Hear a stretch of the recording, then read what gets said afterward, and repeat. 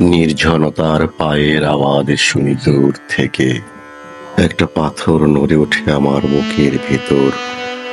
আলোর মতো করে ক্ষয়ে যাচ্ছে স্বপ্নের মেঘ। জ্বলে পুড়ে মরে ছারখার এক রূপালী ঘুমের নিচে। আমি হাত বাড়াই, চাঁদের অর্ধেকটা ছিঁড়ে নিতে চাই, কিন্তু আঙ্গুলে লেগে থাকে কেবল ভাঙা ঘাসের গন্ধ। শরতের মাঠে উড়ে যাওয়া ঘুড়ি মনে করিয়ে দেয় যে আমি ভুলে গেছি বাতাসের ওজন। তোমার মুখের মিষ্টি আলো, যা একদিন ছিল পৃথিবীর একমাত্র প্রার্থনা, এখন তা বেঁচে থাকে কেবল কাঠ ফাটা দুপুরে ফ্রেমে বাঁধানো ভাঙা ছবির মতো। শহরের পিচ ঢালা রাস্তায় হাজারো অজানা শব্দ কানে বাজে। মনে হয় যেন কেউ তোমার নাম ডাকে।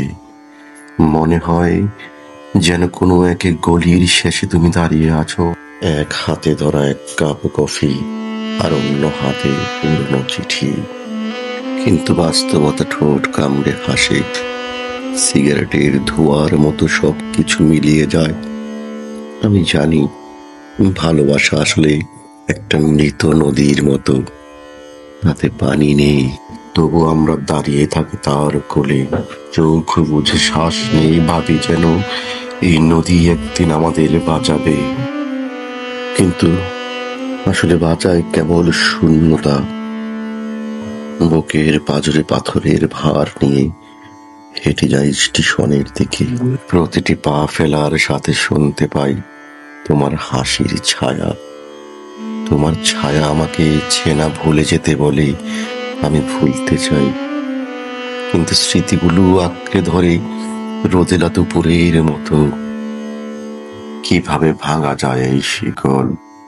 পাহাড়ের ডালে বৃষ্টির মতো ছড়ে যেতে চাই। চাই নির্জন কোন রাতে তোমার মুখে উঠে আসা ক্লান্ত চাঁদটাকে শেষবার ছুঁয়ে যেতে চাই। অতঃপর আমি নিজেকে বিলিয়ে দেব এই জল্লাদ নগরীর অন্ধকারে। তো একটাই প্রার্থনা, তুমি যদি কখনো ফিরে আসো, তাহলে মেঘের ফাঁকে লুকিয়ে থাকা আলো নিয়ে এসো।